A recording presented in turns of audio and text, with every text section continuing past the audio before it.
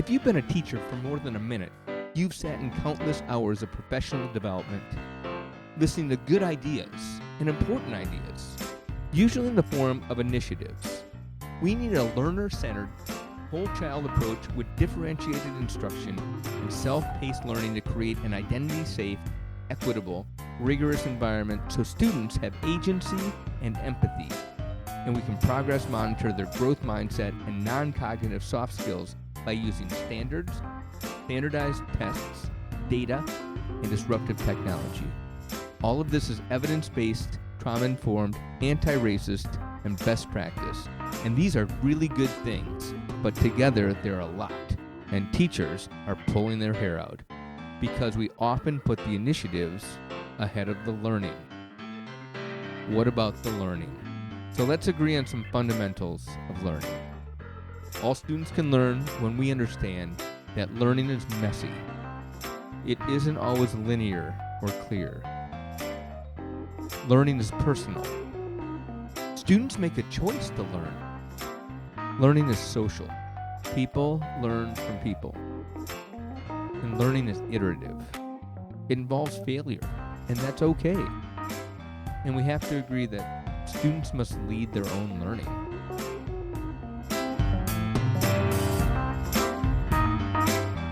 There's no easy or quick fix or strategy, and anybody who tells you there is either myopic or disingenuous.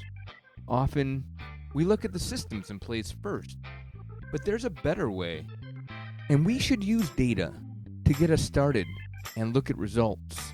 But what we really have to focus on are student needs. So let's look at the student.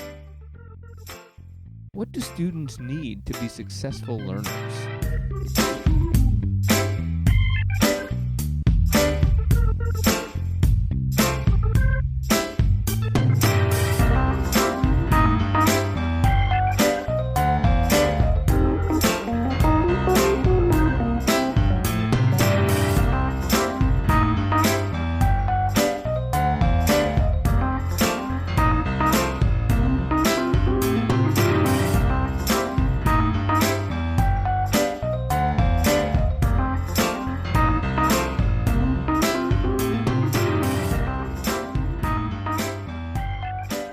So now what?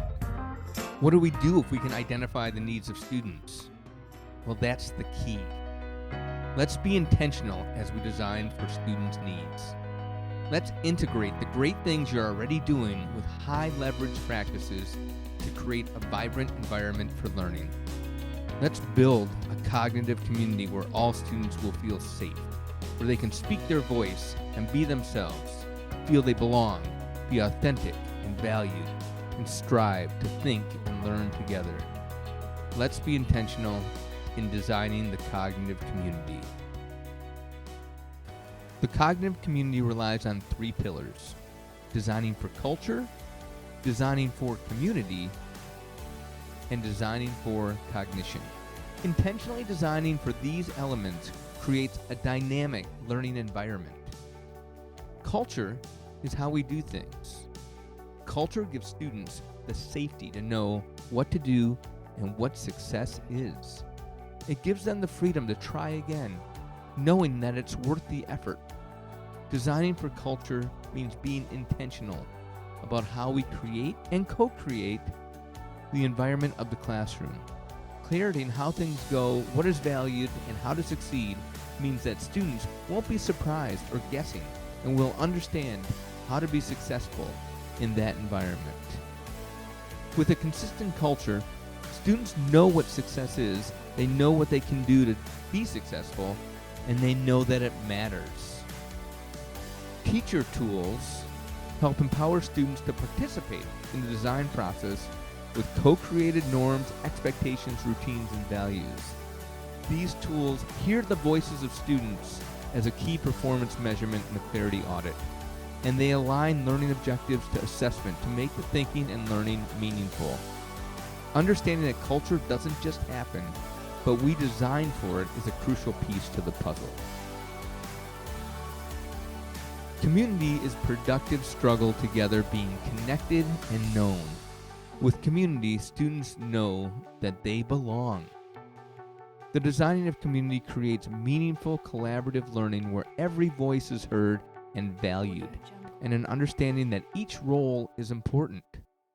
The shared responsibility of thinking and learning together creates that community. Students recognize that their contribution matters. They are known, and they are in the right place.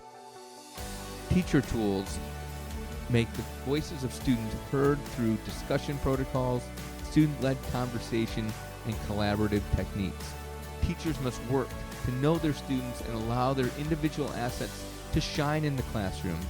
Designing for community gives students the understanding that we're all in this together. Designing for cognition means cognition is more than work.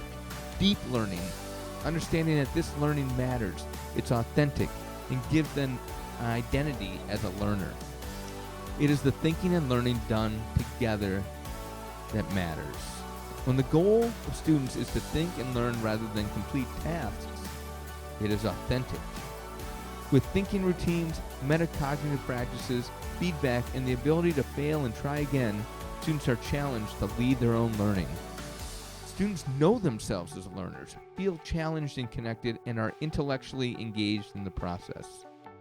The cognitive teacher tools integrate with the curriculum you're already using, focusing on the student's understanding of their learning process to transfer skills and ideas.